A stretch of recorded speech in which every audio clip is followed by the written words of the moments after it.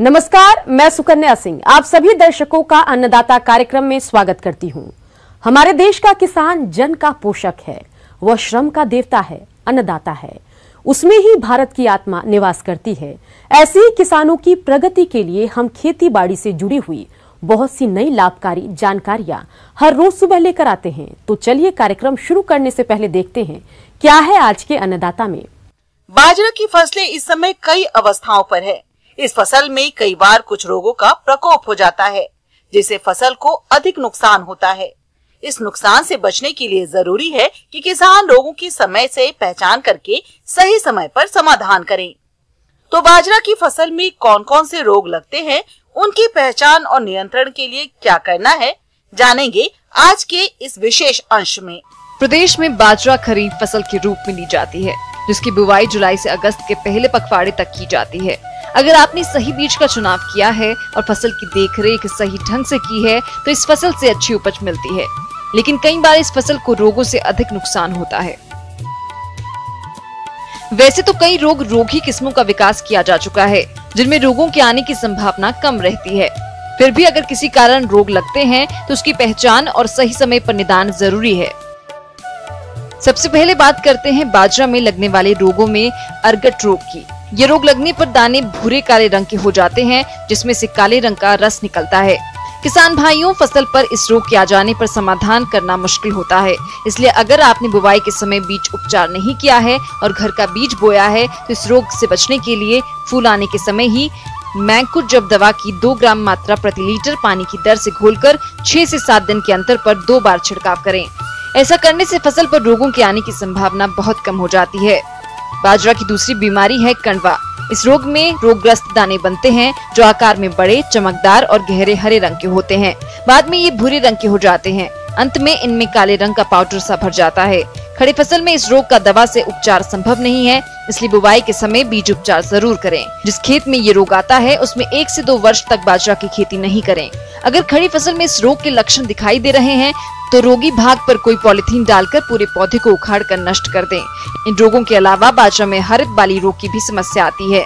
इस रोग में बालियां हरी हो जाती हैं और झाड़ू की तरह दिखाई देती हैं। इस रोग में भी रोगी पौधों को उखाड़ कर नष्ट कर दें और मैंकोजेब दवा की 2 ग्राम मात्रा प्रति लीटर पानी की दर से घोलकर छिड़काव करें। ऐसा करने से ये रोग अन्य पौधों में नहीं आएगा। इस प्रकार से इन बताए गए उपायों को अपनाकर बाजरा की फसल को रोग मुक्त करते हुए अच्छी उपज ले सकते हैं। किसान भाइयों, मूंगफली एक ऐसी फसल है जो तिलहन के रूप में अपनी विशेष पहचान रखती है। इसकी खेती करने से भूमि की उर्वरा शक्ति बढ़ने के साथ किसान की आर्थिक स्थिति भी सुधरती है। इसी लाभ को देखते हुए प्रदेश के बहुत से किसान भाइयों ने मूंगफली की बुवाई की है। इस फसल की अच्छी बढ़वार हो, इसके लिए आपको मूंगफली की फसल में निराई गुड़ाई, सिंचाई प्रबंधन के साथ कीट रोगों के नियंत्रण पर भी विशेष ध्यान देना होगा। तो इन सब कार्यों को किसान कैसे करे, इस बारे में जानते हैं विषय विशेषज्ञ डॉक्टर पीयूष श्रीवास्तव से। आज जो हम चर्चा करेंगे वो मूंगफली की फसल पर होगी। ये हमारी खरीफ ऋतु की फसल है और मुख्यतः बहुत से किसान इसको अपने खेतों में लगाते भी हैं। जैसा कि आप सबको जानकारी होगी, मूंगफली की जो प्रजातियां होती हैं वो सीधी बढ़ने वाली और फैलकर बढ़ने वाली होती है। इस समय हमारी फसल जो है वो फ्लावरिंग स्टेज पे यानी फूल आने की स्थिति पे होगी। तो जो हम चर्चा करेंगे वो अब खाद, सिंचाई की बीमारियां और कीट के बारे में। तो सबसे पहले जो हम बात करेंगे खाद के लिए, मूंगफली जो है वो तिलहन फसल होने के कारण मूंगफली भूमि में पोटास और कैल्शियम की अधिक मात्रा में शोषण करती है। वर्षा पर निर्भर क्षेत्रों में बुवाई का समय केवल 20 किलोग्राम नाइट्रोजन प्रति हेक्टेयर देना लाभकारी होता है। उत्तरी भारत में मूंगफली की जो बुवाई होती है जो वर्षा प्रारंभ होने पर होती है, अतः उत्तरी भारत में सिंचाई की आवश्यकता नहीं होती है। लेकिन दक्षिणी भारत में ग्रीष्म में 10 से 12 दिन के अंतराल में हम सिंचाई कर सकते हैं। गुच्छेदार प्रजाति किस्मों में हम 8 से 10 दिन के अंतराल पर भी सिंचाई कर सकते हैं और फैलने वाली किस्मों में 10 से 12 दिन के अंतराल पर भी सिंचाई कर सकते हैं। सिंचाई आवश्यकता खरीफ में सूखा पड़ने पर 2 से 3 सिंचाइयाँ कर सकते हैं। फलियों में दाने भरते समय भूमि में पर्याप्त नमी होना बहुत ज़्यादा आवश्यक है। और दूसरी चीज़ जो इसमें सबसे ज़्यादा है, क्योंकि वर्षा ऋतु की बात है तो जल निकास की आवश्यकता जरूर पड़ेगी। तो इसके लिए हमारी मेन जो मुख्य नालियाँ हैं उनसे सहयोग नालियाँ जो जल निकास के लिए उचित हों, जहाँ पर हमारे जल भराव ज़्यादा होता है वहाँ से जल निकासी की व्यवस्था होनी चाहिए। किसान भाइयों, मूंगफली की फसल से आप तभी ज्यादा पैदावार ले पाएंगे जब आप मूंगफली की फसल को खरपतवारों से मुक्त रखेंगे। इसके लिए आप फसल से खरपतवारों को निकलवाते रहें, लेकिन ध्यान रखें कि मूंगफली की फसल में सुइयां बनते समय निराई गुड़ाई नहीं करें। मूंगफली में जो किसान भाई हम लोग निराई गुड़ाई करते हैं 15 दिन के अंतराल में 2 से 3 बार निराई गुड़ाई लाभदायक होती है। गुच्छेदार जातियों में मिट्टी चढ़ाना बहुत ज़्यादा ज़रूरी है। आपको ये जो निराई गुड़ाई है वो आपकी निराई गुड़ाई फसल में फूल आने के समय होनी चाहिए, और फूल आने के बाद आप निराई गुड़ाई नहीं करेंगे, क्योंकि फूल आ जाने के बाद जब आप निराई गुड़ाई करेंगे तो मिट्टी चढ़ाना बहुत ज़रूरी होता है। उससे आपके जो मूंगफली के जो नीचे रूट्स होती हैं, जड़ होती हैं, वो फैलने में दिक्कत होगी। इसीलिए फूल आने के टाइम पे निराई गुड़ाई आवश्यक है। इससे आपकी नसें जो होती हैं, पौधे की जो नसें हैं, वो भूमि में आसानी से प्रवेश कर सकती हैं। किसान भाइयों, जो अब हम बात करेंगे वो मूंगफली के कीट नियंत्रण के लिए होगी। मूंगफली में मुख्यतः जो कीट लगते हैं उसमें से पहला जो होता है वो बिहार रोमिल सुड़ी होता है। यह एक मध्य आकार का कीट है। इसके पंखों पर काले धब्बे होते हैं, जिसकी सुड़ी जो नारंगी रंग की होती है पत्ती की ऊपरी सतह को खा जाता है, जिससे पौधों में भोजन बनाने की शक्ति यानी प्रकाश संश्लेषण को प्रभावित कर देता है। इसके रासायनिक नियंत्रण के लिए हम 0.15% थायोडान घोल का छिड़काव 1000 लीटर प्रति हेक्टेयर की दर से कर सकते हैं। इसके अतिरिक्त 500 ml पैराथियोन का भी छिड़काव प्रति हेक्टेयर की दर से कर सकते हैं। इसी क्रम में दूसरा जो मुख्य कीट है वो मूंगफली का एफिड है। एफिड मूंगफली के रोजट बीमारी को फैलाने में बहुत ज़्यादा सहायक होता है। ये स्वयं भी पत्तियों का रस चूसता है और अंगमारी अवस्था में पहुंचा देता है, जिससे हमारे पौधों की क्षमता समाप्त हो जाती है। इसके नियंत्रण के लिए मेटासिस्टॉक्स का 0.15% घोल 800 लीटर प्रति हेक्टेयर की दर से छिड़काव कर सकते हैं। किसान भाइयों, मूंगफली की फसल में इन कीटों के अलावा कई प्रकार के रोगों का प्रकोप भी होता रहता है। तो मूंगफली की फसल में कौन कौन से रोग लगते हैं और इनका नियंत्रण कैसे करें, चलिए ये भी हम आपको बताते हैं। किसान भाइयों, अब इसी हम क्रम में आगे मूंगफली की बीमारियों के बारे में भी बात करेंगे। मूंगफली में जो सबसे पहली बीमारी यानी रोग जो लगते हैं वो टिक्का रोग। इसके द्वारा फसल को बहुत अधिक हानि होती है। प्रारंभिक अवस्था में इस रोग के लक्षण नीचे वाली पत्तियों पर दिखाई देते हैं। पत्तियों पर गहरे धब्बे पड़ जाते हैं। बाद में ये धब्बे गोल चतक्कों के रूप में बदल जाते हैं। इन धब्बों का जो व्यास होता है वो लगभग 1.6 mm के बराबर होता है, जो बहुत ही सूक्ष्म होता है, और ये आगे चल के काले और हरे रंग में बदल जाते हैं। धब्बों की संख्या निरंतर बढ़ती रहती है, जिसके कारण हमारी पत्तियां गिरने लगती हैं। इसकी रासायनिक रोकथाम के लिए 2% डाइथेन M45 का 15 दिन के अंतराल में आप छिड़काव करके इस पर रोकथाम पा सकते हैं। एक आपके लिए आवश्यक है कि आप जब भी अपने खेत पर जाएं, अपने कार पर जाएं, अपने गमछे को या फिर अपने मास्क को साथ में लगा के चलें और खेतों पर निरंतर उचित दूरी बनाकर कार्य करें तथा अपने औजारों को भी निरंतर धोते रहें। ब्रेक के बाद आप सभी दर्शकों का अन्नदाता में स्वागत है।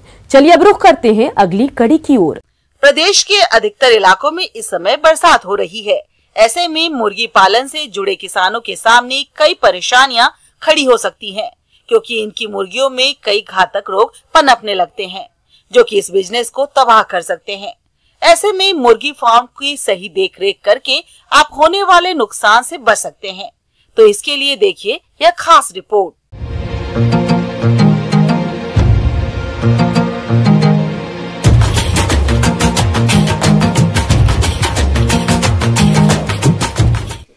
हमारे मुर्गी पालक भाइयों, बरसात का मौसम है और आप जब व्यवसायी मुर्गी पालन करते हैं तो विभिन्न आयामों पे आपको विशेष ध्यान देना है, ताकि मुर्गियों में रोग बीमारी कम हो और आपकी आय अधिक से अधिक हो।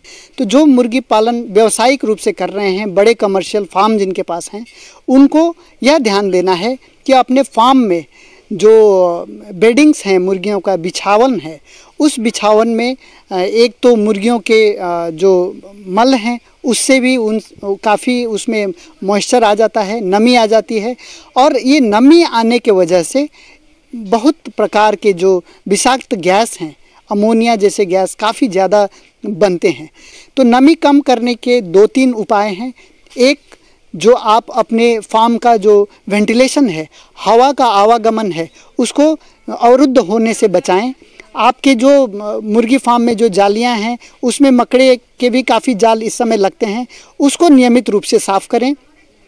अपने बेडिंग्स को जहाँ पे बिछावन है उसको डेली रेकिंग करें। रेकिंग मतलब हुआ कि कोई एक आप ऐसा यंत्र बना लें जिसको मैनुअली उसको कोड़ें, कहने का मतलब उसको कोड़ाई कर दें ताकि ऊपर मैट न बने। ऊपर जब अगर मैट बन जाती है तो उसमें भी गैस काफ़ी हद ज़्यादा निकलता है।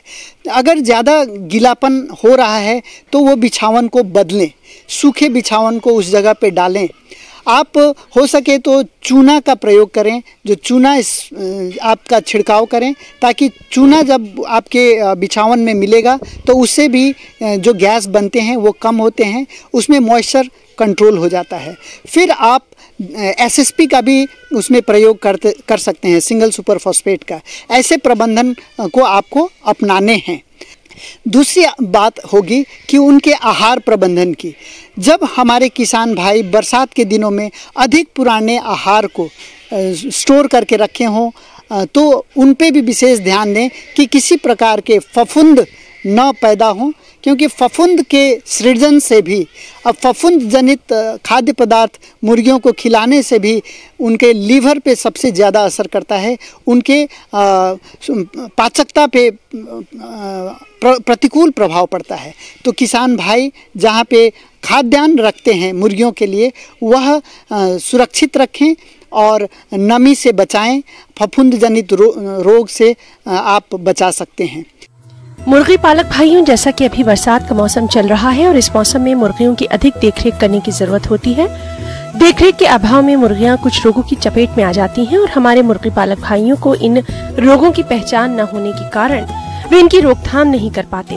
तो इस मौसम में मुर्गियों में कौन कौन से रोगों का प्रकोप होता है, आइए जानते हैं। इस मौसम में हमारी मुर्गियों को कॉक्सिडियोसिस जैसे बीमारियों से भी रोकथाम करने की आवश्यकता है। तो अगर आपको अपने मुर्गियों में ऐसा लक्षण दिखाई दे, उनके पतले दस्त हों और दस्त के साथ अगर खून या खून के धब्बे दिखाई दें तो आप ज़रूर उसके लिए तत्परता से उसके उपचार के प्रबंधन करें। उसके जो सटीक दवाएं हैं, एंटीबायोटिक्स हैं, उनको आप प्रयोग करके उस रोग बीमारी से कंट्रोल पाएं और अपने प्रबंधन को देखें कहाँ कमी है और उसको दुरुस्त करें। खाद्यान्न से होने वाले फफूंद जनित रोग और एफ्लाटॉक्सिकोसिस का भी इस समय ज़्यादा प्रकोप हो सकता है। तो अपने खाद्यान्न को फफूंद होने से बचाएं, फंगल इन्फेक्शन को रोकें और उनको ताज़ा भोजन, ताज़ा खाद्य पदार्थ दें।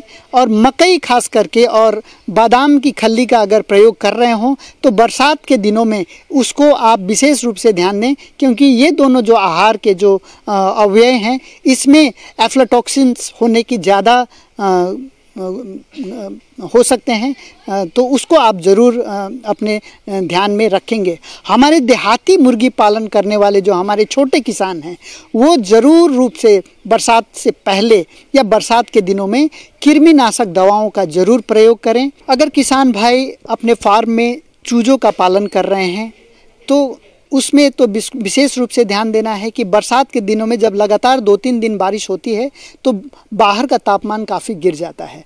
ऐसे में तापमान को उनके शारीरिक आवश्यकता के अनुसार से बनाए रखें। उसमें कृत्रिम रूप से जो हीटर्स की व्यवस्था करनी है एवं उनके रात का जो प्रबंधन है उसके घर में चारों तरफ से पर्दा लगा कर रखना है एवं कृत्रिम तापमान के जो बल्ब वगैरह लगाते हैं या हीटर्स लगाते हैं उससे संचालन करना है कि तापमान जो ज़्यादा गिर रहा है उससे छोटे चूजों में ठंड ना लगे। ब्रेक के बाद एक बार फिर से आप सभी दर्शकों का अन्नदाता कार्यक्रम में स्वागत है। बढ़ते हैं अगली प्रस्तुति की ओर।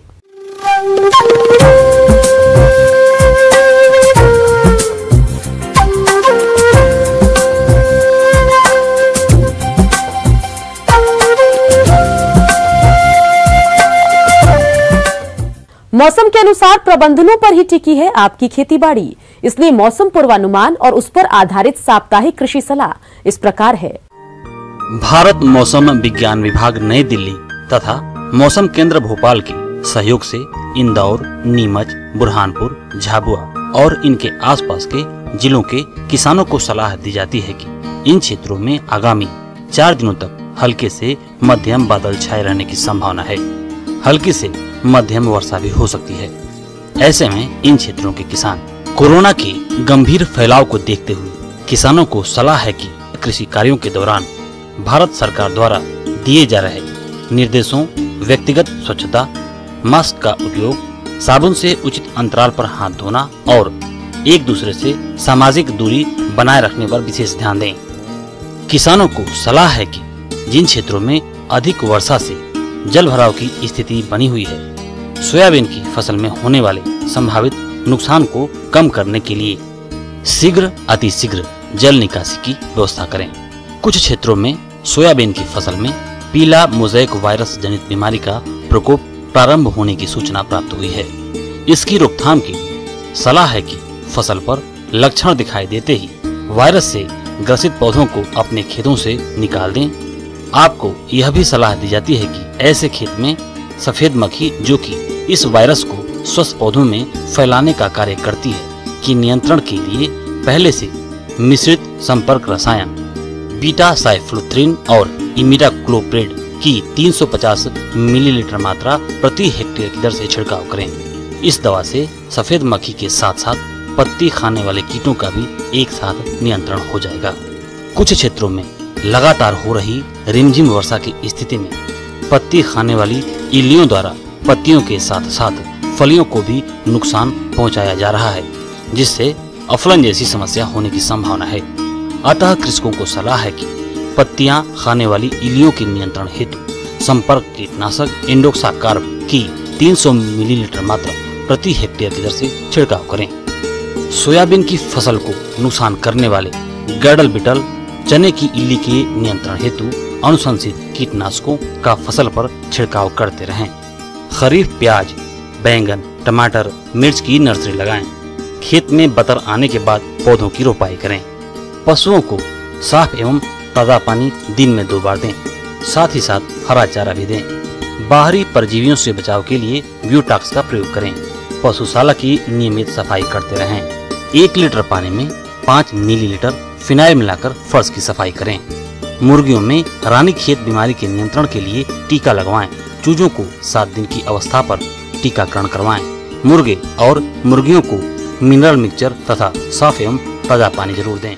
अन्नदाता हेल्पलाइन निशुल्क फोन संपर्क सेवा के माध्यम से आपके द्वारा पूछे गए प्रश्नों में से 1 या 2 महत्वपूर्ण प्रश्न को हम अपने कार्यक्रम में शामिल करते हैं। इसी के तहत आज का चयनित प्रश्न और उसका जवाब इस प्रकार है।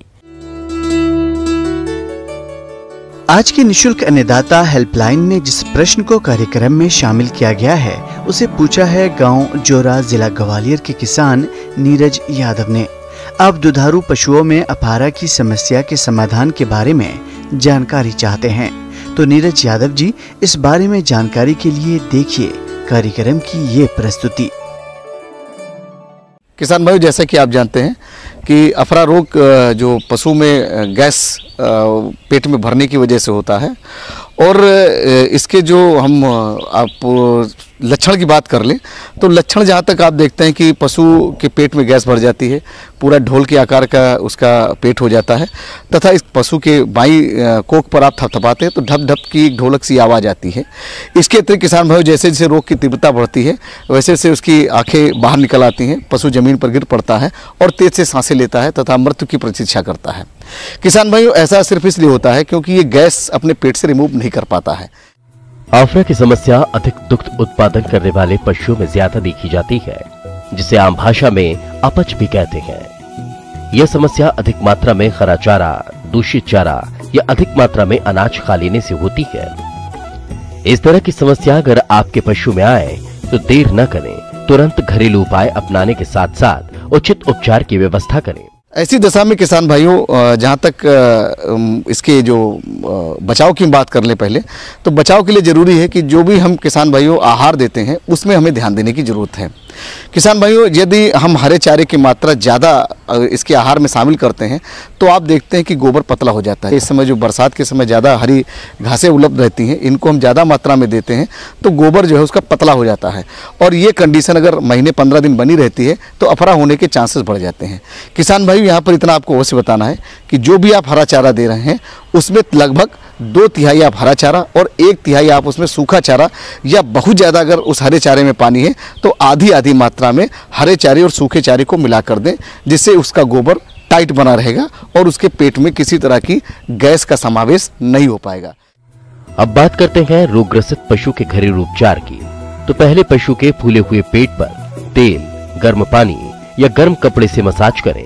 यदि आफरे में कमी नहीं आ रही है तो आप लकड़ी को उसके मुंह में बांध दें, जिससे कि उसके अंदर की हवा बाहर निकलती रहे, जिससे पशु को आराम मिलता है।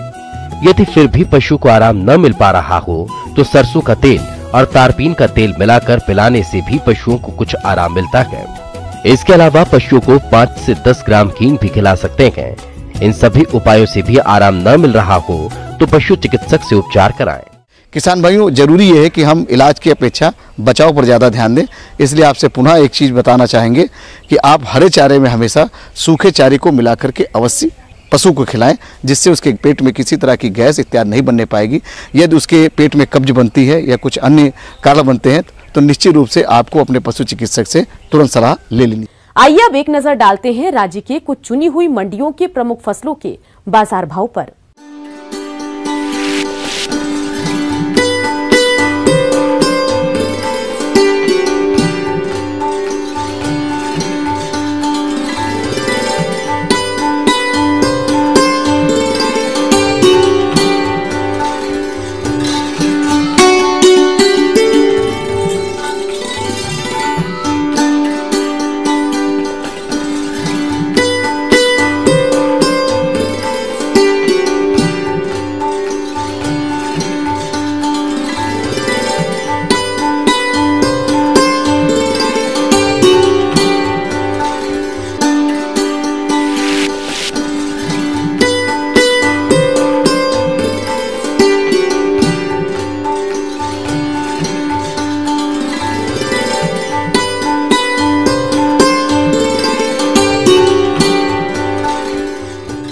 किसान भाइयों, अन्नदाता आपकी सेवा के लिए संकल्परत है।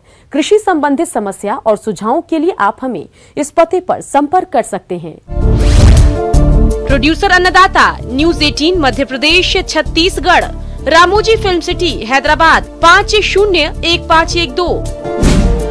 साथ ही आप हमें ईमेल भी कर सकते हैं। हमारा ईमेल है p18annadatamp@nw18.com। इसके अतिरिक्त आप हमें निशुल्क हेल्पलाइन नंबर 18004192-155 पर सोमवार से शनिवार सुबह 10 से शाम 4 बजे के बीच संपर्क कर सकते हैं। किसान भाइयों, अब समय हो रहा है आपसे विदा लेने का, तो हमारी अन्नदाता टीम को दीजिए इजाजत। कल फिर आपसे मुलाकात होगी कृषि संबंधित कुछ और महत्वपूर्ण जानकारियों के साथ। नमस्कार।